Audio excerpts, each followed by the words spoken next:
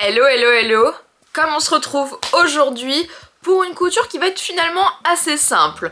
On succombe à la tendance du léopard. Alors moi personnellement, le léopard, c'est vraiment quelque chose que j'adore.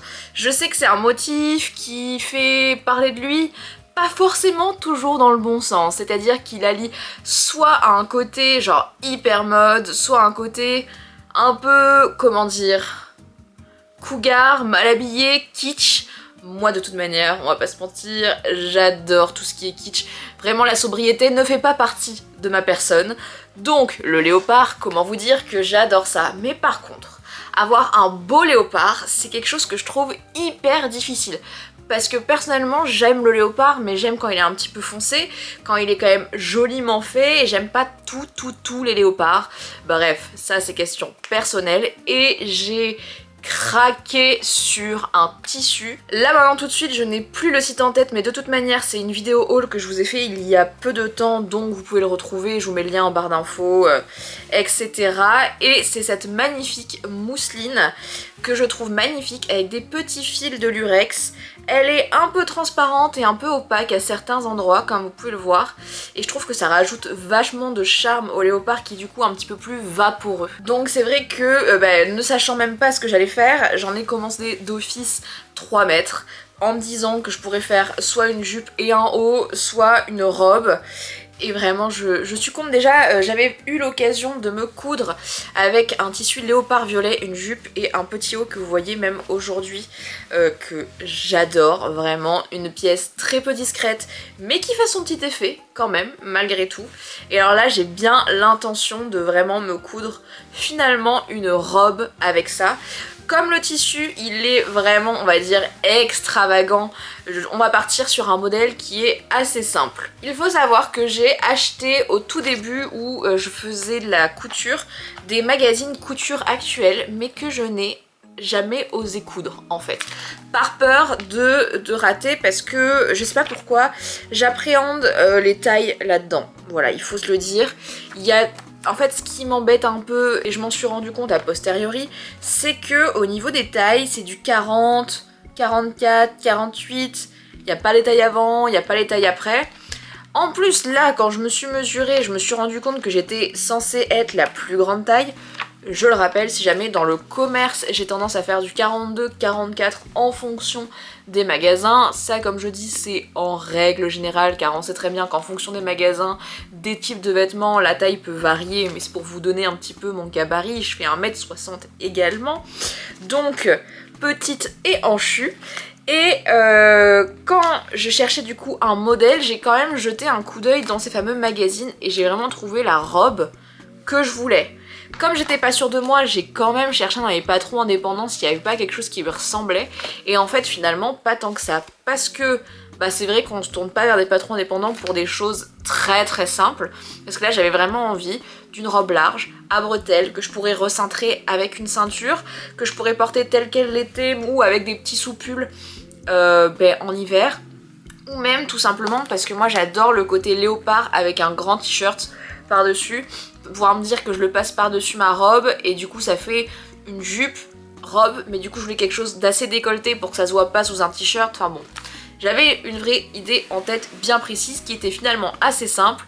Pour résumer tout ça, une robe à bretelles avec un décolleté ici mais pas trop plongeant et qui soit assez large pour pouvoir avoir ce côté un peu mousseline volatile quand je marche. Voilà, grosso modo. Et le problème c'est que quand je cherchais des patrons en indépendant, il y avait toujours quelque chose qui me dérangeait, c'est-à-dire soit quelque chose présent dans le dos, soit un très grand décolleté. Et moi je n'ai pas une poitrine, ou en tout cas je ne suis pas à l'aise à mettre quelque chose sans soutien-gorge. Donc si je vais dans les choses très décolletées, le soutien-gorge se voit forcément.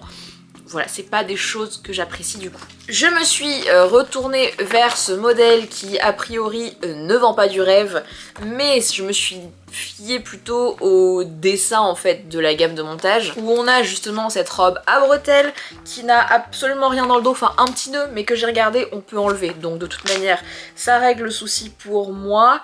Elle a le décolleté que je veux, les petites bretelles, elle est fluide. Je pense que ça peut être un modèle qui est très sympa, même si là, le tissu choisi, je trouve ça terriblement horrible.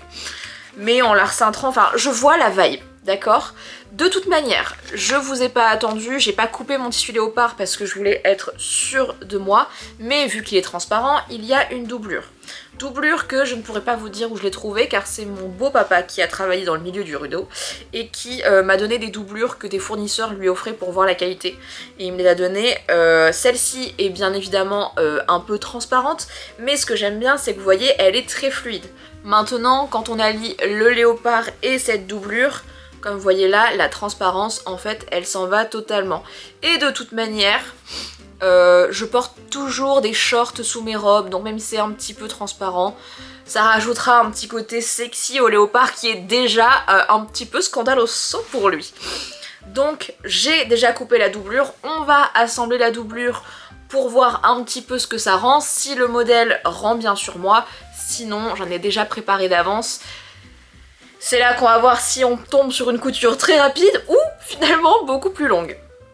Mais avant de s'attaquer à cette robe, on va partir sur un petit point culture sur le motif léopard. À toi Joe. Merci Joe. Je reprends la parole pour parler un petit peu du fameux motif léopard qui envahit nos dressings depuis presque des milliers d'années, j'ai envie de dire. Le léopard est présent parmi nous autant depuis la mythologie que sur les podiums, de même cette collection 2024. Reprenons les bases. Le léopard, ce chasseur né, son pelage est tout simplement utile pour lui pour chasser. Il lui sert à se camoufler et à chasser ses proies beaucoup plus facilement. Il est à la fois symbole de rapidité, d'agilité, mais de force. Le léopard, on le retrouve depuis l'Antiquité, grâce à Dionysos. Dionysos, on l'associe à une légende, qui est la légende des Bacchante. Les Bacchante, en fait, c'est un mythe écrit par Euripide sur des femmes qui se seraient transformées en panthères, en léopards, et qui seraient si finalement féroces, primitives, qu'elles auraient envahi les lieux de chasse des hommes. C'est pour ça qu'on les associe justement au léopard, et donc on commence déjà à avoir une image du léopard sur la femme qui est finalement devenue une prédatrice. Intéressant pour la suite, je trouve. Je cite, oui j'ai mes petites notes avec moi, d'accord? Je cite, ces femmes sont rendues bestiales et carnassières par la folie vengeresse inoculée par les dieux. Le léopard, on le retrouve du coup par la suite comme une peau retrouvée sur Dionysos qui fait partie de ce fameux mythe. Le léopard, on le retrouve évidemment beaucoup en Afrique, notamment c'est une peau qui était beaucoup utilisée de ce que j'ai pu voir dans mes recherches dans les tribus africaines, notamment portée par les chefs de tribu, tout simplement parce que le léopard est vraiment significatif du pouvoir, du félin qui représente l'agilité et le courage comme j'ai pu le dire juste avant. En Europe, le léopard apparaît dès le XVIIe siècle.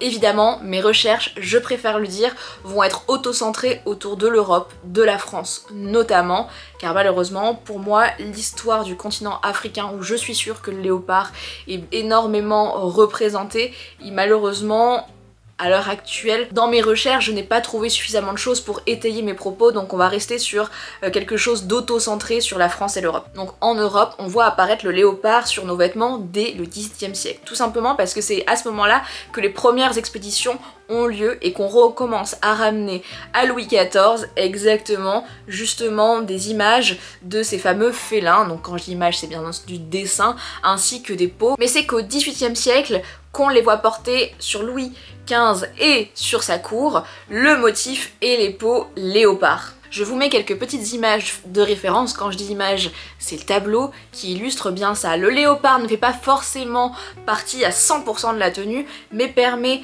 sur quelques revers de col, revers de manche, de montrer un petit peu la puissance masculine, car c'est beaucoup sur le vestir masculin à la base qu'on commence à le voir représenter. Plus les siècles passent, plus justement, ça peut paraître bête, mais l'Afrique commence à se faire coloniser. Donc le léopard commence à devenir vraiment un symbole de richesse et de force quand les colons partent en Afrique faire leurs fameuses chasses qui ont malheureusement décimé énormément d'animaux. Et bah on voit bien hein, ces images de colons sur justement des têtes d'animaux qui servent de tapis, de trophées. Et bien là le léopard est vraiment un signe de richesse et surtout de force, tout simplement parce que c'est très dur à capturer un léopard. Donc bien entendu, dès qu'on en a un, on l'expose, on le montre, notamment on le voit bien chez Teddy Roosevelt, dans les Américains qui s'exposent beaucoup avec ses peaux de léopard. Malheureusement, le film Tarzan, tourné en 1932, accentue ce côté justement très primitif de la peau de léopard, car l'acteur en fait ne porte que ça comme costume, et du coup donne vraiment cette image de sauvage, et malheureusement le léopard a pendant un bon moment été attribué comme les gens qui le portent étant des sauvages. On va représenter malheureusement les personnes de couleur noire colonisées avec des peaux de léopard pour leur redonner cet aspect sauvage, et on commence vraiment à voir le léopard comme une iconographie finalement très racisée. En même temps, à ce moment-là, il faut se dire qu'au XXe siècle, justement, on commence à avoir le vêtement qui commence à se faire en série. Ça reste pas encore la norme, mais c'est des choses qui commencent à se voir de plus en plus, et ça va influer toute l'industrie du vêtement, mais aussi la fameuse apparition de ce motif léopard. On a, par rapport à avant, beaucoup de célébrités, notamment hollywoodiennes, qu'on voit sur les tapis rouges. On a envie d'avoir la même chose, on connaît ça à l'heure actuelle avec l'influence notamment et les réseaux sociaux, et on veut la même chose. Et c'est là que l'industrie du vêtement en grande série va commencer à influencer sur ce fameux motif léopard. Notamment parce que dans les années folles, le léopard devient vraiment un motif qui commence à apparaître dans le vestiaire féminin des grandes stars. On peut voir notamment ce motif sur des grandes actrices comme Marianne Nixon, Joséphine Baker ou Rita Hayworth. Au XXe siècle, du coup, on commence vraiment à associer ce motif léopard, notamment très présent sur les manteaux, comme je cite. Quand je dis je cite, c'est que je vous mets les articles d'où je tire mes informations en barre d'infos, un fétiche sexuel qui associe à la figure de la femme dominante. Car oui, maintenant en plus de ça, le léopard commence vraiment à nous donner cet aspect un petit peu rebelle, de prédatrice. Finalement dans les années folles, c'est là où les femmes commencent à s'émanciper, à avoir les cheveux courts, on adore, à commencer à avoir des robes où on voit les chevilles, attention! Donc on est vraiment presque dans un élan féministe du léopard, je mets des gros guillemets encore à ça. Notamment, cette image de séductrice commence à d'autant plus voir le jour grâce au pin-up qui commence à le revêtir, et notamment une affaire qui a fait scandale, c'est la pin-up Betty Page qui s'est vêtue d'une peau de léopard, finalement comme le Tarzan des années 30, hein, on s'en souvient, mais c'est une femme, du coup ça fait scandale. Et il faut savoir que cette image de Betty Page en léopard a tellement marqué que 3 ans après, elle est conduite en procès pour pornographie, ce qui est un petit peu drôle quand on sait comment les pin-up étaient vus après par l'époque et comment elles étaient affichées par les hommes. Bref, toujours la même chose. On commence à voir le léopard sur les podiums, notamment grâce à Christian Dior, qui nous fait une collection magnifique qui s'appelle Jungle. Cette collection a lieu le 12 février en 1947. On y voit justement des coupes très habillées, très cintrées, avec ce fameux motif léopard, magnifique. On adore. Et il faut savoir que Christian Dior disait lui-même « Si vous êtes belle et douce, ne les portez pas ». Ça induit bien ce que quand même le léopard renvoie à la jante masculine, on va dire ça comme ça, parce que le male gaze, hein, depuis le début, il est bien là, même si on ne le prononçait pas encore comme ceci. Dans les faits très marquants, justement, de ce motif léopard, qui a fait énormément parler de lui, c'est en 1962, quand Jackie Kennedy porte un manteau léopard absolument magnifique et qui lui va divinement bien. C'est un léopard qui est dit de Somalie, et en fait c'était une preuve vraiment pour les personnes un petit peu riches d'un léopard magnifique qui est porté. Mais malheureusement cette mode du léopard de Somalie, il faut bien le dire, a fait beaucoup de ravages. Entre 1968 et 1969, il faut vous dire que malheureusement cette mode du léopard de Somalie a fait perdre malheureusement la vie à plus de 50 000 léopards. Mais heureusement par la suite il y a des lois contre la chasse et le braconnage qui ont été mis en place un peu tard, mais en 1978, pour vous dire, la réglementation française a interdit l'importation de peau de léopard. On est quand même quasiment 10 ans plus tard. Et c'est pour revenir sur les faits, notamment en 1967, que le film The Graduate a mis en avant son actrice fétiche avec un magnifique manteau de léopard, et le rôle de cette justement actrice était une femme très prédatrice qui justement était très dominante et allait dans le jeu de séduction, et c'est un peu comme ça que avec les années le motif léopard a commencé à devenir un motif finalement plus décrié que réellement aimé et apprécié. On le voit énormément revenir dans les années 80-90 avec le mouvement punk, car comme d'habitude le punk attrape les choses qui sont complètement démodées pour leur donner une signification qui va dans le côté rébellion. Justement avec le punk, on essaie d'aller dans le côté incontrôlable, dans la révolte, dans l'irrévérencieux, et le léopard est finalement pas parfait pour ça. C'est un motif qu'on revoit apparaître beaucoup sur David Bowie, sur Madonna notamment, des figures justement de l'irrévérencieux. Sur les podiums, c'est bien sûr la magnifique Vivienne Westwood qui commence à remettre au goût du jour ce motif léopard toujours associé avec ce tartan incroyable. Après cette période punk, dès les années 90-2000, on peut voir le léopard apparaître au fur et à mesure sur les podiums et envahir bien sûr notre propre garde-robe. Il est vrai que le léopard a toujours une réputation qui est double tranchant. On aime ou on n'aime pas, on adore, on déteste. Il n'y a vraiment pas d'entre-deux. Le gris n'existe pas pour le léopard. On est vraiment entre ce symbole de force et ce symbole de mauvais goût. Malgré tout, je pense personnellement que le léopard n'a plus à prouver sa popularité au vu du grand nombre de motifs léopard qu'on peut voir apparaître sur les podiums, notamment dès 2024. 2024, c'est vraiment l'honneur du léopard, on le remet en avant, autant dans une garde-robe qui est extrêmement extravagante que dans des choses assez discrètes. Un petit sac léopard, des petits mocassins léopard ou alors le total look que moi, j'adore. Sur ce, le point culture est fini. Joe, c'est à toi, je te laisse avec la suite de la couture. Merci Joe pour cette petite intervention, car un esprit curieux est forcément un esprit malicieux. Pourquoi ? Bon bah écoutez, les rimes j'adore ça, et celle-là c'est peut-être pas la meilleure, mais on va la garder quand même. Je vais vous reprendre après avoir assemblé la doublure, tout simplement parce que c'est juste des côtés à mettre ensemble, et il y a également une couture avant et une couture arrière, rien d'autre à faire. Je ne suis pas sûre que ce soit super intéressant de vous prendre juste pour ça. Avant de faire un point sur cette fameuse couture, j'ai complètement zappé de vous faire un point patron, donc enfin, je vous ai parlé du fameux couture actuel, mais vu que c'était assez nouveau pour moi, j'avoue que ce que j'appréhendais beaucoup, c'est tout simplement les planches de patron que je trouve assez illisibles, en plus du fait qu'il y a peu de taille. Alors franchement, au final, on s'y retrouve, même si mon modèle était un tracé en gris, et autant vous dire que ça c'était une vraie galère. Je pense que si on tombe sur un modèle en tracé rouge, bleu ou vert, ça sera plus simple. Mais pour différencier le gris du noir, une plaie.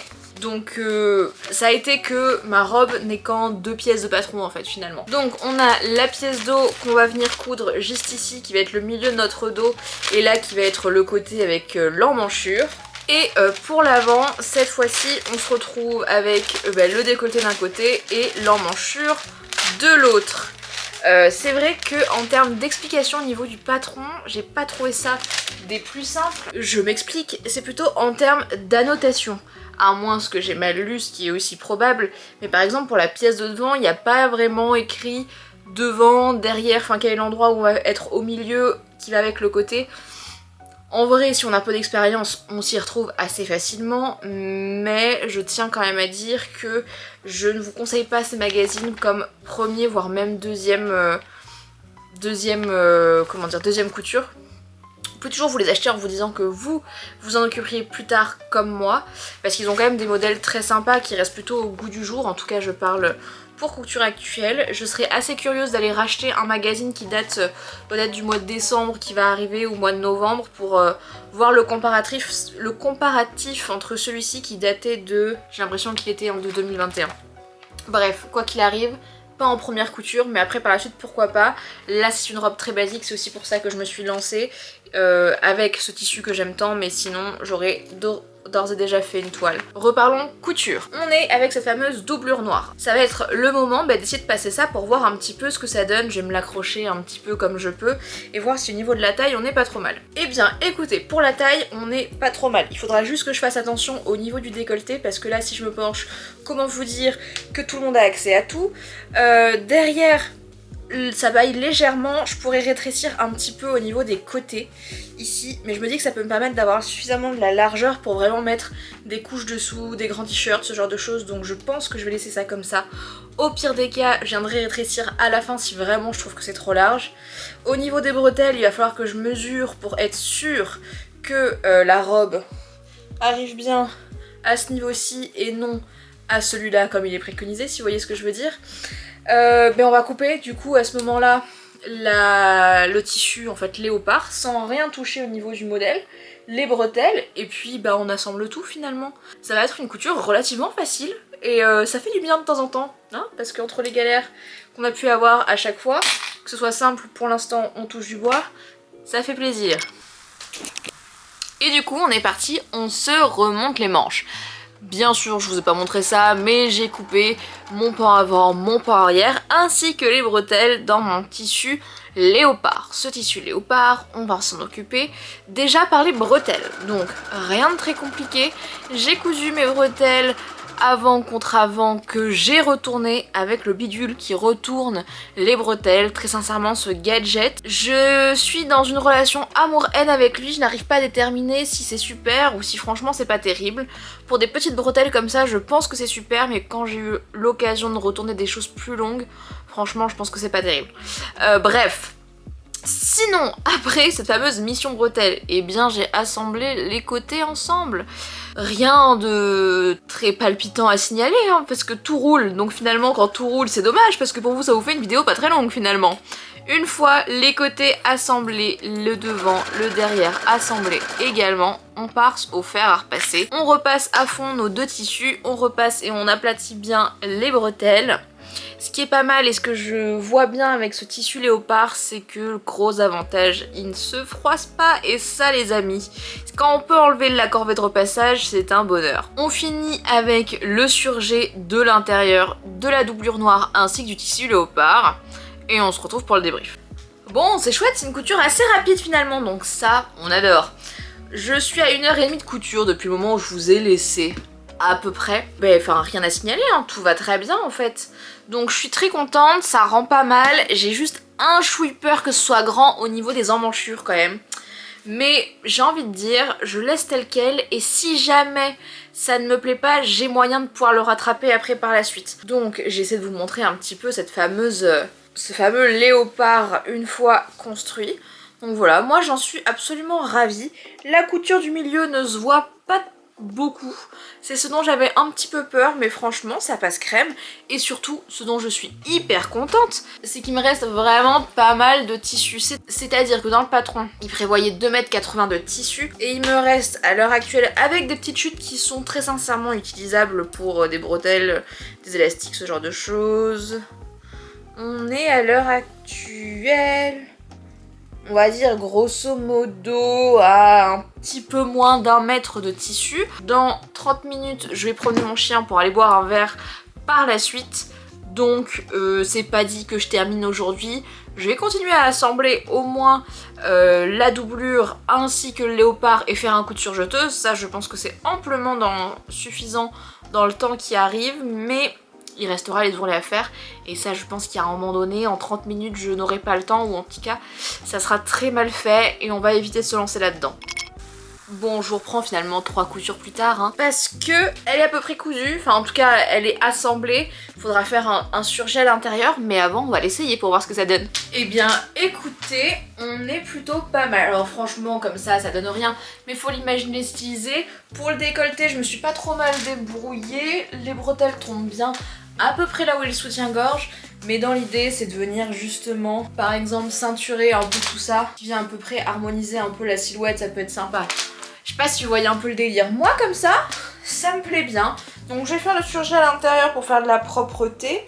Et puis les petits ourlets. On va se retrouver pour les images où je fais la belle. Bah. On se retrouve le lendemain. Oui ça va, hein. Je me ferai belle pour vous faire le reveal. Du moins j'espère que j'arriverai à le faire aujourd'hui au vu du fait que je vous reprends. Parce que, comment vous dire? Donc en gros la robe, au moment de l'essayer avec vous hier, je me suis rendu compte que le modèle était un peu plus court devant que derrière. Et moi ça me rappelle tout ce qu'il y avait en 2014 quand j'étais au lycée. Personnellement je n'ai pas forcément envie de reprendre une vibe 2014. Donc je me suis dit je vais tout couper droit. Ce que j'ai fait, j'ai coupé droit avec mon mannequin pour être sûre que la longueur soit à peu près bien partout. Et quand je l'essaye, c'est un peu trop court à mon goût. Heureusement, il me reste ce fameux 1 mètre de tissu, donc finalement on ne fera rien avec. Et je vais essayer de rallonger la robe. Je me dis que comme cette robe a énormément de motifs, en vrai les coutures se voient pas du tout. Entre les coutures de côté, de devant, faut vraiment avoir l'œil pour jeter et voir ce qui se passe. Donc je vais essayer de rajouter un ou 2 pans de longueur. Si ça marche pas, c'est pas un drame, mais au moins j'aurais tenté l'expérience. Donc finalement on se retrouve ensemble pour essayer de rattraper cette robe. Comme apparemment ça ne va pas, même si je pensais que ça irait, on commence tout bonnement par couper et essayer de vérifier au niveau de la taille si on a assez de tissu. J'en avais assez. Donc j'ai fait une immense bande de 30 cm que j'ai joint entre elles parce que mon tissu ne faisant qu'1,50 m de longueur, ça ne faisait pas tout le tour de la robe. Cette fameuse bande, une fois qu'elle a été coupée et assemblée, j'ai essayé de l'ajouter de manière la plus jolie possible au niveau de la robe. Ce qui est super, c'est que de toute manière, comme j'avais coupé à même le mannequin, ça a permis de réguler un petit peu toutes les fausses coupes que j'ai faites. Donc en vrai, c'est un mal pour un bien. Ce fut long et un petit peu laborieux, mais au final, je suis très contente du résultat. I miss that sexy smile, looking forward to see you. I hope I will lose control. Love you every night, no checking the time, 'cause I was loving you all night long. I can let you go, baby, it's done right, we already know, and we feel it.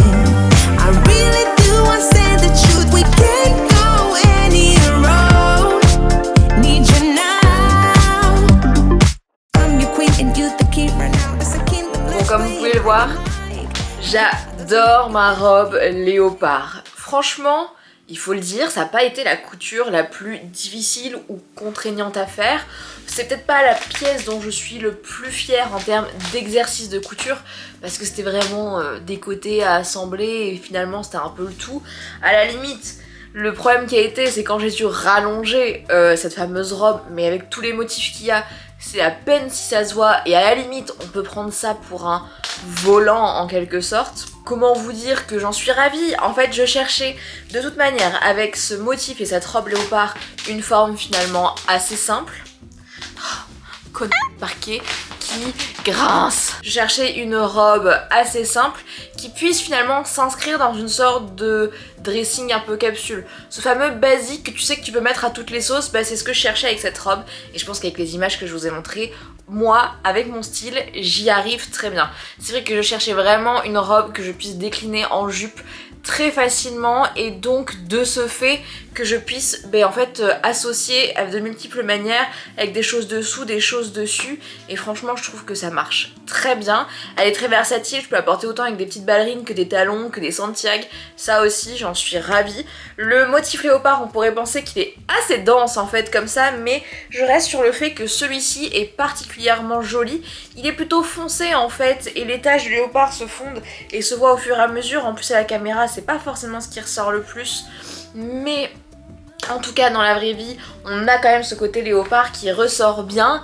Il est vrai, toujours pareil, que ce motif n'est peut-être pas un motif qui va être dit amincissant, même si je n'aime pas du tout encore une fois dire ce genre de choses. C'est pas celui qui affine, mais il y a un moment donné où si on veut pas porter du noir en permanence, on va pas chercher à s'amincir. Et puis de toute manière, qui a dit qu'être aminci était forcément la meilleure chose à avoir? On n'est pas là pour faire ce genre de débat, puis même c'est quelque chose que je me dis à moi-même. En tout cas, j'adore cette robe. Ce que j'aime bien aussi, c'est que malgré tout, cette robe, elle est très large, donc je sais que je suis hyper confortable dedans. Genre, je me dis toujours pareil, pour faire du montage, être posée, tranquille, ou juste aller faire une balade. En vrai, je sais que je serai forcément bien à l'intérieur. La doublure est hyper douce. Bon, par contre, quand viendra l'été, vu qu'on est vraiment sur du polyester et du polyester, je pense qu'au niveau transpiration, ça sera peut-être pas la meilleure, mais en même temps, elle est très large, très aérée et très fine, donc elle tiendra pas très chaud. Donc je me dis, même pour l'été, ça peut être très sympa. En tout cas, moi, pour cette saison automne-hiver, je suis sûre qu'elle va faire partie de mes basiques de placard qui ne sont peut-être pas si basiques, mais qui pour moi va devenir, je pense, un incontournable. Pour le retour patron, je suis persuadée que tout ce qui est patron de magazine comme ça de type couture actuelle, après j'ai pas testé, Burda c'était vraiment le tout premier, d'accord, donc je ne fais pas une généralité. J'ai l'impression que ça reste quand même pas ce qu'il y a de plus simple, surtout pour accès débutant. J'ai re-regardé les planches du patron et je trouve pas qu'il y a énormément d'indications non plus. Voilà, je laisse la porte ouverte peut-être à de nouveaux tests. Pourquoi pas justement une série de magazines à l'épreuve pour essayer de voir ce que vaut vraiment tous les patrons de magazines et si c'est accessible à tout le monde, si en termes de taille on s'y retrouve. En tout cas, ce qui est sûr, c'est que moi, en suivant leur tableau des mesures, je m'y retrouve, même si foncièrement je suis un peu large de là, je suis un peu large dans cette robe en règle générale, mais en même temps c'est ce que je cherchais, donc finalement ça me va bien. Mais est-ce que pour des choses plus cintrées, ça serait pas un peu plus complexe ? Voilà, je pense que je me laisse la porte ouverte à tester encore justement ce fameux magazine couture actuelle parce que j'en avais acheté quelques-uns. Bon après, moi je prône toujours la même maison, mais si vous cherchez des magazines par contre qui sont bien, où c'est clair, les fibres mood sont vraiment super. J'espère que vous allez bien et que cette vidéo vous a plu. J'espère que le petit point culture est quelque chose qui vous a convaincu. Moi je suis vraiment amatrice d'apprendre toujours plus, donc j'espère que c'est le même cas pour vous. Sur ce mes petits curieux, j'ai envie de vous dire comme d'habitude, la bise! Ciao!